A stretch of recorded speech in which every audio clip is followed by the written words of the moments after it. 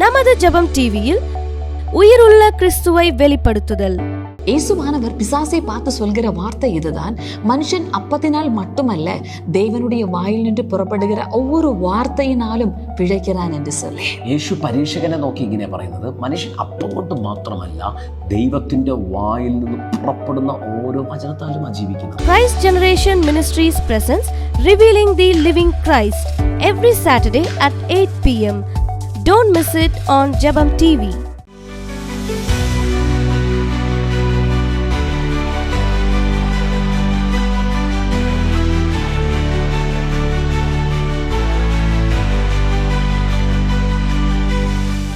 Shalom. Shalom. ഞങ്ങളുടെ എല്ലാ TV പ്രേക്ഷകർക്കും ക്രിസ്തു യേശുവിൻ്റെ നാമത്തിലുള്ള സ്നേഹവന്ദനത്തെ അറിയിക്കുന്നു. எங்களுடைய எல்லா டிவி நேயர்களுக்கும் கர்த்தராகிய இயேசு கிறிஸ்துவினுடைய நாமத்திലുള്ള அன்பின் வாழ்த்துக்களை தெரிவித்துக் கொள்கிறோம். ഞങ്ങളുടെ വചനം നിങ്ങൾക്ക് എല്ലാവർക്കും അനുഗ്രഹമാകുന്നു എന്നറിയുന്നതിൽ ഒരുപാട് സന്തോഷം. எங்களுடைய வார்த்தை உங்களுக்கு மிக ஆசீர்வாதமாக இருக்கிறது என்று அறிவதில் எங்களுக்கு மிக மகிழ்ச்சி. ആ വേർഡ് നിങ്ങൾക്ക് അനുഗ്രഹമായാൽ മാത്രം പോരാ, ആ വേർഡ് നിങ്ങൾക്ക് ജീവനായി മാറണം. ആ വചനം ക്രിസ്തുവായി നിങ്ങളുടെ മേൽ വെളിപ്പെടുകയും വേണം. அந்த வார்த்தை உங்களுக்கு ஆசீர்வாதமாக இருந்தால் போதாது, அந்த வார்த்தையானது உங்களுக்கு ஜீவனாக மாறி அந்த வார்த்தையில் இருக்கிற கிறிஸ்துவானவர் உங்களுடைய வாழ்க்கையில் வெளிப்பட வேண்டாம். ദൈവം തൻ്റെ വായിൽ നിന്ന് പുറപ്പെട്ട വചനത്താലാണ് സകലത്തെ ഉളവാക്കിയത്. கர்த்தர் தம்முடைய வாயில் நின்று புறப்பட்டதான வார்த்தை வழியாகத்தான் சகலவற்றையும் உருவாக்கினார். സകലത്തെയും താങ്ങി നിർത്തുന്നത് തൻ്റെ വചനത്തിൻ്റെ ശക്തിയാലാണ്. സകലവற்றைയും അവർ താങ്ങി നിർത്തുന്നത് തമ്മുടെ വല്ലമയുള്ള വാർത്തയിനാലേ. നമുക്ക് വേണ്ടി ഇറങ്ങി വന്ന നമ്മുടെ രക്ഷകൻ വചനം ജഡമായി തീർന്നവനാണ്. നമുക്കാக ഇറങ്ങി വന്ന നമ്മുടെ രക്ഷകർ അവർ വാർത്ത മാംസமாக മാറിനവർ. നമ്മളെ വീണ്ടും ജനിപ്പിച്ചിരിക്കുന്നത് ദൈവത്തിന്റെ വചനത്താലാണ്. നമ്മை മറുപടിയും പിറപ്പിത്തിരിക്കുന്നത് ജീവനുള്ള ദൈവ വാർത്തയിനാലേ. സകലത്തെ ഉളവാക്കാൻ കഴിയുന്നതാണ് ദൈവത്തിന്റെ വചനം. സകലവற்றைയും ഉരുവാക്ക വല്ലമയുള്ളതുതാൻ ദൈവനുடைய വാർത്ത. ആ ദൈവത്തിന്റെ ജീവനുള്ള വചനം നമ്മൾ സ്വീകരിക്കുമ്പോഴാണ് നമ്മുടെ ലൈഫിൽ പുതിയത് ഉരുവാകുന്നത്, നമ്മളിൽ രൂപാന്തരങ്ങൾ വരുന്നതും നമ്മളിൽ അസാധാരണമായ മഹത്വം വെളിപ്പെടുകയും ചെയ്യുന്നത്. அந்த ஜீவனுள்ள வார்த்தை நம்முடைய வாழ்க்கையில நாம் பெற்றுக்கொள்ளும் பொழுதுதான் நம்முடைய வாழ்க்கையில் சகலவும் உருவாகி ஆமென் தேவனுடைய மகிமையானது நம்முடைய வாழ்க்கையில் வெளிப்பட்டு நம்முடைய வாழ்க்கையை മാറ്റத்துக்குள் வருகிறது. ഇതുപോലെ തന്നെയാണ് പിശാചും വചനത്താലാണ്, അവന്റെ ശബ്ദം അവന്റെ വായിൽ നിന്ന് പുറപ്പെടുന്ന വചനത്താലാണ് നമ്മളെ തെറ്റിക്കാൻ നോക്കുന്നത്. இதுபோலவே சாத்தானும் தன்னுடைய வாயில் இருக்கிற வார்த்தை வழியாகத்தான் நம்மை பல நேரத்திலையும் வஞ்சிக்க முயற்சிக்கிறார். മരുഭൂമിയിൽ യേശുവിനെ പരീക്ഷിച്ചപ്പോൾ വചനം കൊണ്ടാണ് പിശാച് യേശുവിനെ പരീക്ഷിക്കുന്നത്. வனாந்தரத்தில் இயேசு கிறிஸ்துவை சோதித்த போது வார்த்தையினாலே தான் பிசாசானவன் அவரை சோதிக்கிறார். അപ്പോൾ വചനം നമ്മൾ യഥാർത്ഥമായി തിരിച്ചറിയാൻ കഴിഞ്ഞില്ലെങ്കിൽ പിശാചിന്റെ പരീക്ഷയിൽ അകപ്പെടാനും നമ്മൾ വഞ്ചിക്കപ്പെടുവാനും സാധ്യതയുണ്ട്. அப்போ மெய்யாக ஜீவ வார்த்தைகளை நாம் ஆராய்ந்து சோதிக்காவிட்டால் அவனுடைய வார்த்தைகளினாலே ஏமாற்றப்பட்டு விட வஞ்சிக்கப்பட வாய்ப்புகள் இருக்கிறது. വചനം എന്ന് പറയുന്നത് അത് ദൈവത്തിന്റെ സത്യമാണ്. വാർத்தை என்று சொல்வது தேவனுடைய சத்தியம். എന്നാൽ പിശാച് എപ്പോഴും ഹാഫ് ട്രൂത്ത്, പകുതി സത്യം നമ്മളോട് പറഞ്ഞ് അതിനകത്ത് വഞ്ചിക്കുവാൻ ഇടയാക്കി തീർക്കും. ஆனால் பிசாசானவன் பாதி சத்தியத்தை நம்மிடத்தில் சொல்லி நம்மை ஏமாற்றி விட முயற்சிப்பான். ഹല്ലേലൂയ. ഹല്ലേലൂയ. അതുകൊണ്ട് ദൈവത്തിന്റെ വചനത്തിന് നിങ്ങൾ ഇമ്പോർട്ടന്റ് കൊടുക്കുക. വചനമാകുന്ന ക്രിസ്തുവിനെ അധികമായി സ്വീകരിക്കുവാനും അതിനെ വെളിപ്പെടുത്തുവാനും നിങ്ങളെ തന്നെ ഏൽപ്പിച്ചു കൊടുക്കുക. ஆதலால் அமேன் தேவ வார்த்தைக்கு நீங்க முக்கியத்தை கொடுத்து அமேன் அந்த வார்த்தையில் இருக்கிற ஜீவனினால் பிழைக்க கற்றுக்கொள்ள. ദൈവ വചനത്തിന് അസാധ്യമായിട്ട് ഒന്നുമില്ല. ദൈവ വാർത്തയാൽ കൂടാതെ കാര്യം ഒന്നുമേ ഇല്ല. നിങ്ങൾ ഇപ്പോഴത്തെ സാഹചര്യത്തെ മുഴുവൻ മാറ്റി അതിനെ അനുഗ്രഹമാക്കി മാറ്റാൻ ദൈവ വചനത്തിന് കഴിയും. உங்களுடைய இப்பொழுது இருக்கிறதான சூழ்நிலைகளை பரிபூர்ணமாக மாற்றி அதை ஆசீர்வாதமாக மாற்ற தேவ வார்த்தைக்கு முடியும். വചനം ദൈവമാകുന്നു. ஏனென்றால் வார்த்தை தேவனாய் இருக்கிறார். വചനം നമ്മുടെ മുമ്പിൽ അവതരിച്ച ക്രിസ്തു യേശുവാകുന്നു. வார்த்தை நமக்கு முன்பதாக அவதரித்த கிறிஸ்து இயேசுவாக இருக்கிறார். ആ വചനത്തിന് അസാധ്യമായിട്ടൊന്നുമില്ല. அந்த வார்த்தையால் அசாத்தியமானது ஒன்றுமே இல்லை. ദൈവ വചനത്തിന്റെ സമ്പത്ത് നിങ്ങളുടെ ലൈഫിലുണ്ടെങ്കിൽ നിങ്ങൾ സകലത്തിലും സമ്പന്നരായിരിക്കും.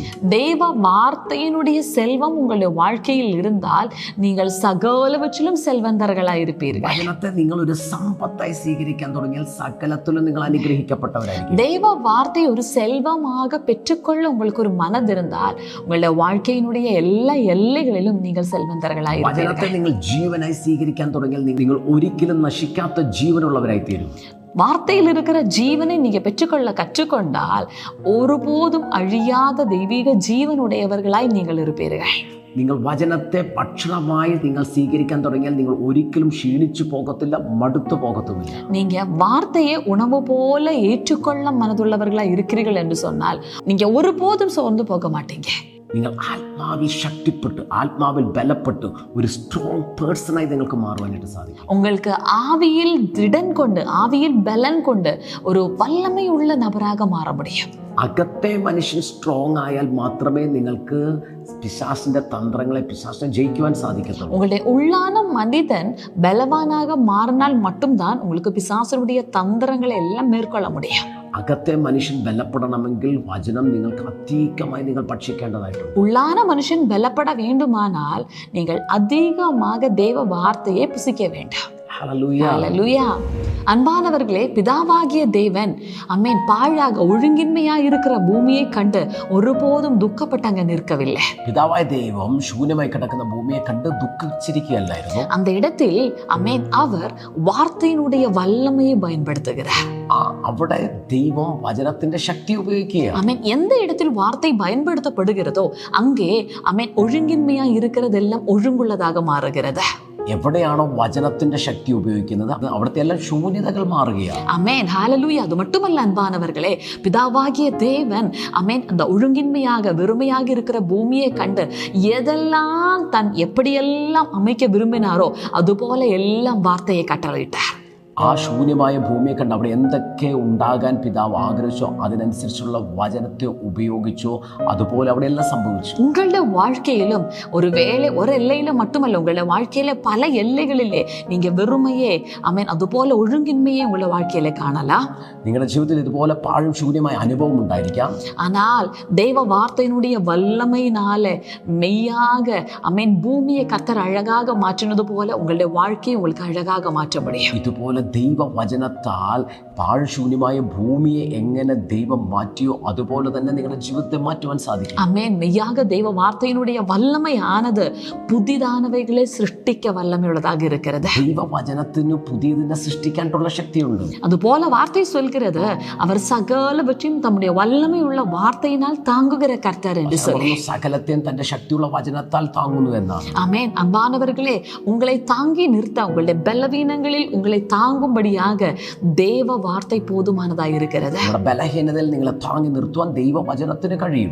உங்களுடைய குடும்ப வாழ்க்கைகளை, உங்களுடைய ஆரோக்கியத்தை, உங்களுடைய வாழ்க்கையில் இருக்கிற எல்லாவற்றையும் தாங்கி நிறுத்த வல்லமை உள்ளதுதான் தேவ வார்த்தை என்று சொல்வது. ജീവിതത്തിൽ നിങ്ങളുടെ കുടുംബത്തിനകത്ത് നിങ്ങളുടെ രോഗത്തിന്റെ ഇടയിൽ നിങ്ങളുടെ ഭവനത്തിൽ നിങ്ങളെ താങ്ങി നിർത്തുവാൻ ദൈവവചനത്തിനെ കൊണ്ട് സാധിക്കും. இந்த நாளில் தெய்வ வல்லமையினுடைய அமேன் எல்லையில்லாத நன்மைகளை நீங்க அறிந்தால் நீங்க இந்த வார்த்தையோடு இருக்கிற உறவை விட்டு விட மாட்டீங்க. നിങ്ങളുടെ ജീവിതത്തിൽ അതിരുകളില്ലാത്ത ദൈവവചനത്തിന്റെ നന്മയെ അറിഞ്ഞാൽ നിങ്ങൾ ഒരിക്കലും വചനത്തെ വിട്ടുകളയത്തില്ല. ஆமென். வார்த்தை போதுமானதாக இருக்கிறது. വചനം നിങ്ങൾക്ക് മതിയായതാണ്. நீங்கள் வார்த்தையினுடைய வல்லமையை பயன்படுத்துறீர்கள் என்று சொன்னால் அதுக்கு அர்த்தம் பரலோக வல்லமையை நீங்க பயன்படுத்துறீங்க என்று சொல்லிதான். നിങ്ങൾ വചനത്തിന്റെ ശക്തി ഉപയോഗിക്കുക എന്നുള്ളതിന്റെ അർത്ഥം നിങ്ങൾ സ്വർഗത്തിന്റെ ശക്തി ഉപയോഗിക്കുന്നു എന്നുള്ളതാണ്. ஆமென். உங்களுக்கு இம்மைக்குரியதான சோர்சஸை பயன்படுத்தலாம், இல்லாவிட்டால் பரலோகத்தினுடைய சோர்ஸா இருக்கிற வார்த்தையை பயன்படுத்தி பரலோக மகிமையில வாழலாம். നിങ്ങൾക്ക് ഈ ലോകത്തിന്റെ സോഴ്സിനെ വേണമെങ്കിൽ ഉപയോഗിക്കാം, അല്ല എങ്കിൽ സ്വർഗത്തിന്റെ സോഴ്സായ വചനത്തെ ഉപയോഗിച്ച് സ്വർഗത്തിന്റെ മഹത്വത്തിൽ നിങ്ങൾക്ക് ജീവിക്കാം. ஆனால் ஒரு விஷயம், நாம் இன்று காண்கிறதான எல்லாம் ஒரு நாள் அழிந்து போகும் என்று வசனம் சொல்கிறது. എന്നാൽ വചനം പറയുന്നു നമ്മൾ കാണുന്നതെല്ലാം നശിച്ചു പോകുന്നു. ஆனால் தேவ வார்த்தை அது ஒருபோதும் அழியாததாக இருக்கிறது. വചനത്തിന് ഒരിക്കലും നാശമില്ല. அப்போ அழியாத வார்த்தையினால யாரெல்லாம் கட்டப்படுகிறீர்களோ நீங்களும் அழியாத நித்திய ஜீவனை உடையவர்களாய் இருப்பீர்கள். നശിച്ചു പോകാത്ത വചനത്താൽ ആരൊക്കെ പണിയപ്പെടുന്നോ ആ നിങ്ങൾ എല്ലാവരും നിത്യജീവനുള്ളവരായിരിക്കും. ஆமென். இந்த நாளிலிருந்து அன்பானவர்களே, உங்களுக்கு வார்த்தையோடு இருக்கிற உறவு அதிகரிக்கட்டும்.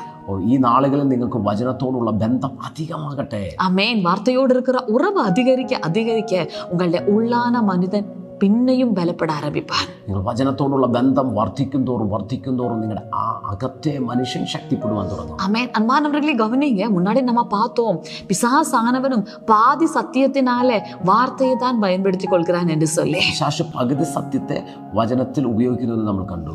ஆமென். ஆனால் ஒரு விஷயத்தை நீங்க புரிந்து கொள்ளுங்க, எந்த வார்த்தையினால பிசாசானவன் இயேசு கிறிஸ்துவை சோதிக்கிறானோ அதே வார்த்தையினுடைய வல்லமையினால தான் இயேசுவானவர் அதே பிசாசை ஜெயிக்கிறார். ഓക്കെ, ഏത് വചനത്താലാണോ പിശാച് യേശുവിനെ പരീക്ഷിക്കുന്നത് അതേ വചനത്താൽ പിശാചിനെ യേശു ജയിക്കുക. ஆமென். அன்பானவர்களே, ஆமென். சாத்தானை ஜெயிக்கணுமா, நீங்க நிச்சயமாக வார்த்தை என்னவென்று சொல்லி அறிந்திருக்க வேண்டும். സ്നേഹമുള്ളവരെ, വചനത്തിൻ്റെ ശക്തിയെ നിങ്ങൾ അറിയും തോറും ആ വചനത്തിൻ്റെ ശക്തിയാൽ നിങ്ങൾക്ക് പിശാചിനെ ജയിക്കുവാൻ കഴിയും. ஆமென். இயேசுவானவர் ஒவ்வொரு தடவையும் ஆமென் சாத்தானுடைய ஒவ்வொரு சோதனையிலும் வார்த்தையை பேசும்போது அதற்கு மேலாக ஆமென் அவன் அந்த விஷயத்தில் எந்த காரியமும் பேசவில்லை. യേശു ക്രിസ്തു പിശാചിനോട് മറുപടിയായി ദൈവവചനത്തെ സംസാരിക്കുമ്പോൾ അതിനു മേലിൽ പിശാചിന് ഒന്നും സംസാരിക്കാൻ കഴിയുന്നില്ല. ஏனென்றால் ஆமென் பிசாசானவனுக்கு தெரியும் தெய்வ வார்த்தையினுடைய வல்லமை என்னவென்று சொல்லி. കാരണം പിശാചിനറിയാം ദൈവവചനത്തിന്റെ ശക്തി എന്താണെന്ന്. ஆமென். அவனுக்கு தெரியும் தேவ வார்த்தையில் எவ்வளவு சத்தியம் இருக்கிறது என்று சொல்லி. പിശാചിനറിയാം ദൈവവചനത്തിൽ എത്രത്തോളം സത്യമുണ്ടെന്ന്. அதனால் ஒவ்வொரு தடவையும் இயேசுவானவர் வார்த்தையினால் பிசாசை மேற்கொள்ளும் பொழுது அந்த விஷயத்தை அதோடு கூட அங்க விட்டு விடுவதை நாம் பார்க்கிறோம். അതുകൊണ്ട് ഓരോ തവണയും യേശു കർത്താവ് വചനത്തിൽ മറുപടി കൊടുക്കുമ്പോൾ അതിന്മീതെ അവൻ സംസാരിക്കാതിരിക്കുക. ஆமென். இது போல அன்பானவர்களே, நீங்கள் சோதனைக்காரனுடைய சோதனைகளை ஜெயிக்க வேண்டுமா, நீங்கள் வார்த்தையினுடைய சத்தியத்தை அறிகிறவர்களாய் இருக்க வேண்டும். ദൈവമക്കളെ, ഇതുപോലെ നിങ്ങൾക്ക് പരീക്ഷകനെ ജയിക്കണമോ, നിങ്ങൾ ആ വചനത്തിന്റെ സത്യത്തെ നിങ്ങൾ അറിഞ്ഞാൽ മതി. ஆமென். இந்த நாளில் வார்த்தையானது வாழ்க்கையினுடைய எல்லா எல்லைகளிலும் செயல்படுகிறதா இருக்கிறது.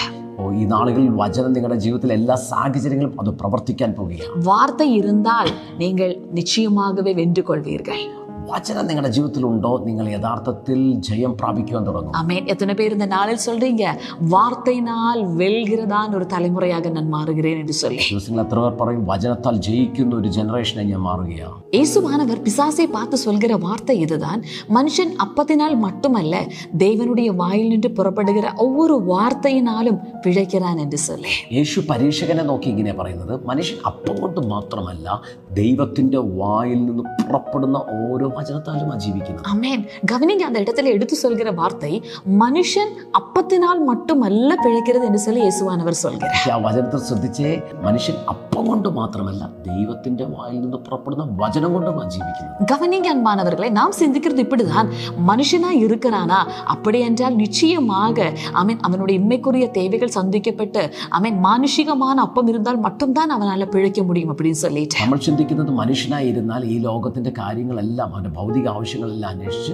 മാനുഷികമായ അപ്പം ഉണ്ടെങ്കിൽ മാത്രമേ അവന് ജീവിക്കാൻ കഴിയൂ. ஆனால் வசனம் எடுத்து சொல்கிறது, ஒரு மனுஷன் என்றால் அவனுக்கு பிழைக்க மிகவும் அவசியம் தெய்வ வார்த்தை என்று சொல்லி. വചനം പറയുന്ന ഒരു മനുഷ്യൻ ആണെങ്കിൽ അവന് ജീവിക്കാൻ ഏറ്റവും വലിയ ആവശ്യം അത് ദൈവത്തിന്റെ വചനമാണ്. இந்த சத்தியத்தை எத்தனை தேவனுடைய பிள்ளைகள் புரிந்து கொள்றீங்க? ஆமென். நீங்கள் மனுஷர்கள் என்று சொன்னால், நாம் மனுஷர்கள் என்று சொன்னால், நாம் பிழைக்கும்படியாக பிதாவானவர் நமக்கு தந்திருக்கிறது தேவ வார்த்தையை தான். എന്നാൽ ഈ സത്യത്തെ ഇപ്പോൾ എത്ര പേർക്ക് മനസ്സിലാകുന്നു? നമ്മൾ മനുഷ്യരാണെങ്കിൽ നമുക്ക് ജീവിക്കാൻ പിതാവാം ദൈവം നമുക്ക് നൽകിയിരിക്കുന്നതാണ് ദൈവത്തിന്റെ വചനം. ஆமென். கவனிங்க, பிழைக்கும்படியாக இம்மைக்குரியதான பல காரியங்களையும் தேடி போகிறவர்கள் தான் நாம். ജീവിക്കാൻ വേണ്ടി പല ആവശ്യങ്ങളും അന്വേഷിച്ചു പോകുന്നവരാണ് നമ്മൾ. கேட்டா நம்ம சொல்வோம், பிழைக்கணும்ல அதனாலதான் அப்படின்னு சொல்லிட்டு. ചോദിച്ചാൽ നമ്മൾ പറയും ജീവിക്കണ്ടേ, അതിനു വേണ്ടിയിട്ടാണ്. ஆனால் இயேசுவானவர் சொல்கிறார், அவருடைய பிதாவாகிய தேவனுடைய வாயில் நின்று புறப்படுகிற ஒவ்வொரு வார்த்தையும் தான் நம்மை பிழைக்க பண்ணுகிறது என்று சொல்லி. എന്നാൽ യേശു പറയുക, പിതാവായ ദൈവത്തിന്റെ വായിൽ നിന്ന് പുറപ്പെടുന്ന ഓരോ വചനം കൊണ്ടാണ് നമ്മൾ ജീവിക്കുന്നത്. அன்பானவர்களே, அவருடைய வாயில் நின்று புறப்படுகிற ஒவ்வொரு வார்த்தைக்கும் நம்முடைய வாழ்க்கையை பிழைக்க வைக்கக்கூடியதான வல்லமை இருக்கிறது. ദൈവമക്കളെ, പിതാവാം ദൈവത്തിന്റെ വായിൽ നിന്ന് പുറപ്പെടുന്ന ഓരോ വചനത്തിനും നമ്മളെ ജീവിപ്പിക്കാനുള്ള കഴിവുണ്ട്. அமேன். அந்த எலும்புகள் நிறைந்ததான் அந்த பள்ளத்தாக்கை பார்த்து அமேன் நாம இருந்தால் அமேன் அதை உயிர் பெற வைக்கணும் சொன்னா மானுஷிகமான ஏதாவது அமேன் சோர்ஸ் இருக்குதா என்று சொல்லிட்டு நம்ம கடைசியில சொல்லி விடுவோம், ஓ இது முடியாத காரியம் என்று சொல்லி. താഴ്വരെ കണ്ടാൽ നമ്മൾ പറയും, ഓ ഇതിനെ ജീവിപ്പിക്കുവാൻ മാനുഷികമായിട്ടോ ഒന്നും കഴിയത്തില്ല എന്ന് പറഞ്ഞ് നമ്മൾ മടങ്ങിപ്പോകും. ஆனால் மிகவும் உலர்ந்ததான் அந்த எலும்புகளை பார்த்து வார்த்தையை பேசும்படியாக கர்த்தர் ஆவியானவர் சொல்கிறார். എന്നാൽ ആ ഉണങ്ങിക്കിടക്കുന്ന ഏറ്റവും ഉണങ്ങിക്കിടക്കുന്ന അസ്ഥികളെ നോക്കി വചനം പറയാനാണ് ദൈവം അവിടെ പറയുന്നത്. ஆமென். ஏன் என்று தெரியுமா?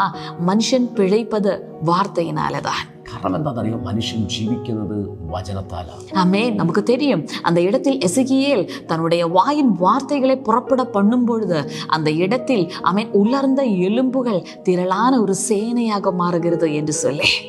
അവിടെ യെഹെസ്കേൽ പ്രവാചകൻ വചനത്തെ സംസാരിക്കുമ്പോൾ ഉണങ്ങിയ അസ്ഥികൾ ഒരു സൈന്യമായി എഴുന്നേൽക്കുക. ஆமென். இது என்ன எடுத்து காட்டுகிறது அன்பானவர்களே? ஒருவேளை உங்களுடைய சிச்சுவேஷன் மிகவும் உலர்ந்ததாக இருந்தாலும் சரி, தெய்வ வார்த்தைக்கு உங்களுடைய சூழ்நிலைகளை பிழைக்கத்தக்கதான தெய்வ பலன் இருக்கிறது.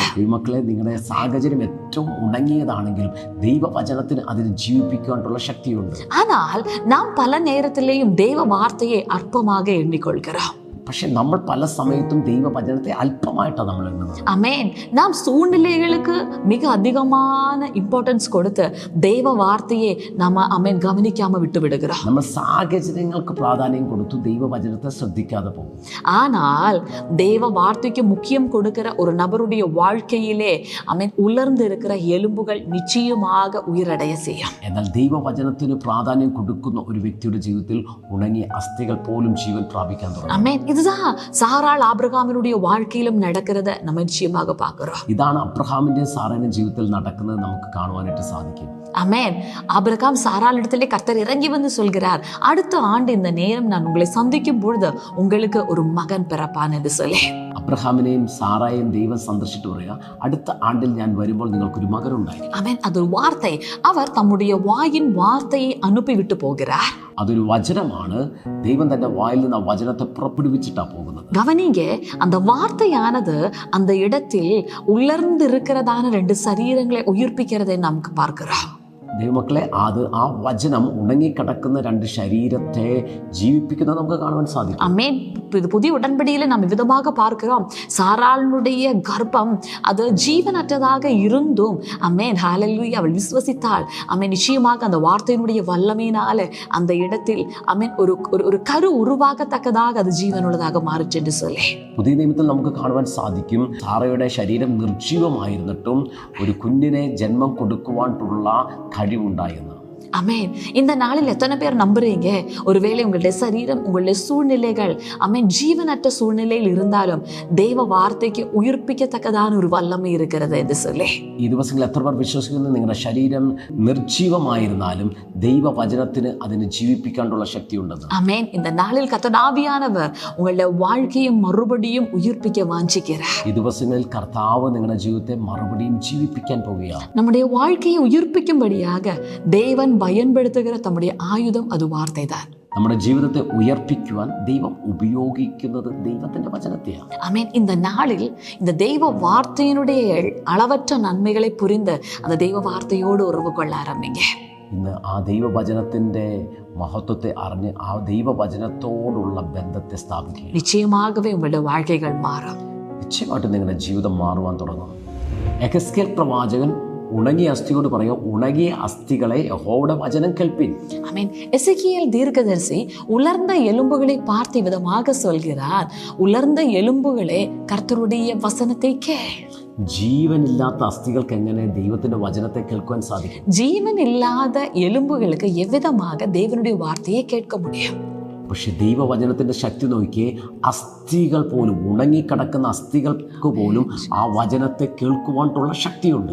ஆனால் தெய்வ வார்த்தையினுடைய வல்லமை பாருங்க, உலர்ந்து இருக்கிற எலும்புகளுக்கு கூட தெய்வ வார்த்தையை கவனிக்கத்தக்கதான வல்லமை இருக்கிறது. അങ്ങനെയാണെങ്കിൽ നിങ്ങളുടെ അസ്ഥികളും ദൈവവചനത്തെ കേട്ട് സൗഖ്യമാകുന്ന സമയമായി ഇത് മാറാൻ പോകുകയാണ്. அப்படி என்றால் உங்களுடைய எலும்புகள் கூட இந்த நேரத்தில் தெய்வ வார்த்தையை கேட்டு சுகமாகுகிற நேரம் இது. നിങ്ങൾ പറയുന്ന വചനം നിങ്ങളുടെ അസ്ഥികൾ കേൾക്കും. നിങ്ങൾ പറയുന്ന വചനം നിങ്ങളുടെ ഞരമ്പുകൾ കേൾക്കും. നിങ്ങൾ പറയുന്ന വചനം നിങ്ങളുടെ രക്തം കേട്ട് അത് സൗഖ്യമാകാൻ പോകുകയാണ്. ஆமென். நீங்கள் சொல்கிறதான வார்த்தை உங்களுடைய எலும்புகள் கேட்கும். நீங்கள் சொல்கிறதான வார்த்தை உங்களுடைய நரம்புகள் கேட்கும். நீங்கள் சொல்கிறதான வார்த்தை உங்களுடைய ரத்தமும் கேட்டு அது சுகமாக உங்களுடைய மேல் வெளிப்பட போகிறது. നിർജീവമായി കിടക്കുന്ന നിങ്ങളുടെ ശരീരം അത് കേട്ട് ജീവൻ പ്രാപിക്കാൻ പോകുക. തലമുറയില്ലാത്തവരോട് ഞാൻ പറയുന്നു, ദൈവ വചനത്തെ നിങ്ങൾ ഡിക്ലെയർ ചെയ്തോ, നിങ്ങൾക്ക് തലമുറ ഉണ്ടാകാൻ പോകുകയാണ്. ஆமென். ஜீவன் இல்லாமல் இருக்கிறதான உங்களுடைய ஒவ்வொரு உறுப்புகளும் கர்த்தருடைய வசனத்தை கேட்டு அது ஜீவன் உள்ளதாக எழும்ப போகிறது. அது மட்டுமல்ல அன்பானவர்களே, தலைமுறை இல்லாதவர்கள் இந்த நேரத்தில் எங்களை கேட்டுக்கொள்ளுங்க. நீங்கள் உங்களுடைய சரீரத்தை பார்த்து ஜீவ வார்த்தைகளை அறிக்கை பண்ணுங்க.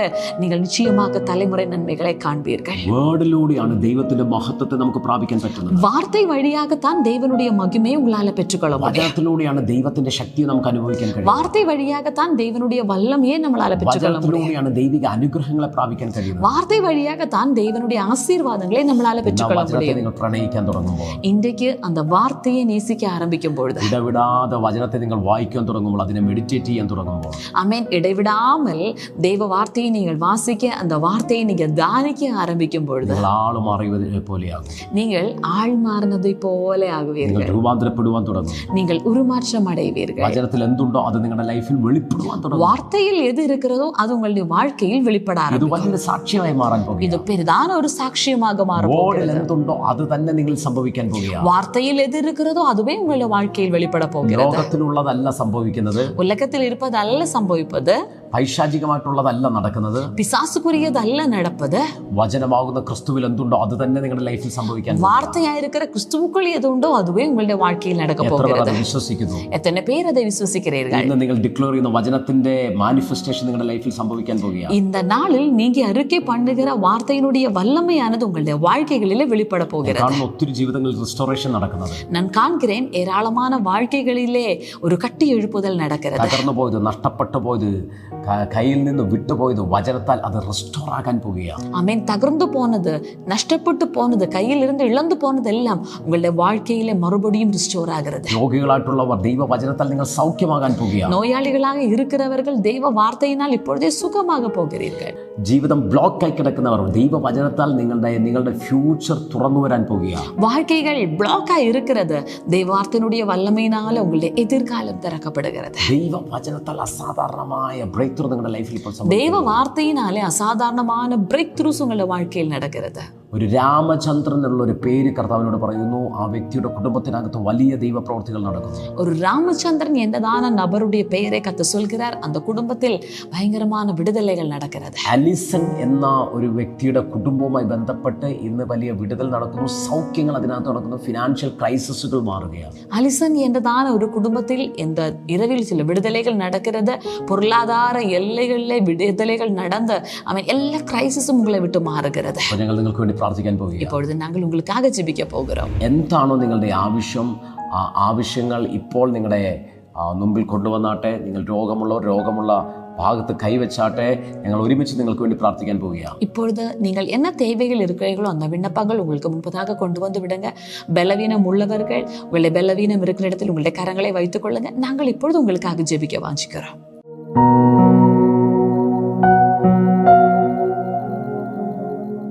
അപ്പ പിതാവേ, ഞങ്ങൾ ഒരുമിച്ച് പ്രാർത്ഥിക്കുന്നു. Thank you, Father. യേശു ക്രിസ്തുവിന്റെ നാമത്തിൽ ഇപ്പോൾ തന്നെ മഹത്വം വെളിപ്പെട്ട വചനത്തിന്റെ ജീവൻ ഇവരുടെ മേൽ വ്യാപരിക്കട്ടെ. அப்பா, இயேசு கிறிஸ்துவின் நாமத்தில் இப்பொழுதே நாங்கள் ஒருமித்து ஜெபிக்கிறோம். அந்த வார்த்தையினுடைய வல்லமை இப்பொழுதே இறங்கட்டும். அந்த மகிமை வெளியரங்கமாகட்டும். വിശ്വസിച്ചാൽ ദൈവത്തിന്റെ മഹത്വം കാണുമെന്ന വചനത്തെ ഞങ്ങൾ അയച്ചു പ്രാർത്ഥിക്കുന്നു. விசுவசித்தால் நீ தேவனுடைய மகிமையை காண்பாய் என்றதான தேவ வார்த்தை இப்பொழுதே நாங்கள் அனுப்பி ஜெபிக்கிறோம்.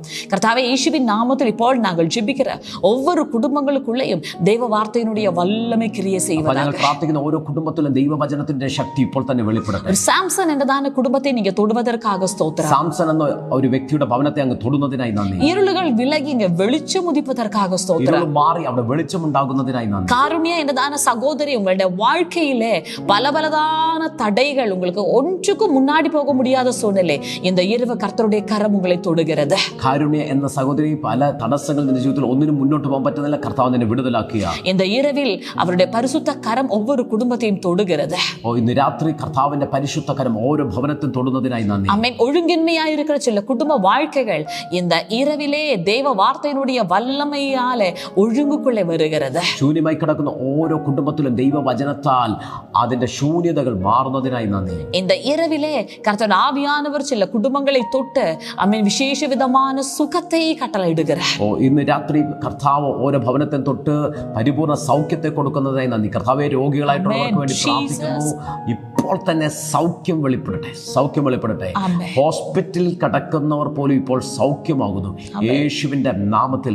ജയിലിനകത്ത് കിടക്കുന്നവർ, അവരെ കുറിച്ച് ഓർത്ത് ഭാരപ്പെടുന്നവർ, കർത്താവിന്റെ കരം ചിലരെ അതിനകത്തുനിന്ന് പുറത്തു കൊണ്ടുവരിക. അങ്ങനെയുള്ള വ്യക്തികൾ ഞങ്ങളെ കേൾക്കുന്നു, അങ്ങനെയുള്ളവരെ ഓർത്ത് ഭാരപ്പെടുന്നവർ ഞങ്ങളെ കേൾക്കുന്നു. കർത്താവ് ഒരു അത്ഭുതം ചെയ്യുന്നു. കേസിനകത്തുനിന്ന് ചിലരെ പുറത്തെടുക്കുന്നത് ഞങ്ങൾ കാണുന്നു. ஆமென். அப்போ சில சரீரங்கள் இப்பொழுதே சுகம் வெளிப்படுவதற்காக ஸ்தோத்திரம். மருத்துவமனைகளில் இருக்கிற சில நபர்கள், அவர்களை குறித்து பாரப்பட்டு இருக்கிறவர்கள், இப்பொழுதே அவர்கள் மேல் கர்த்தருடைய சுகம் அளிக்கும் வல்லமை அசைவாடுகிறது.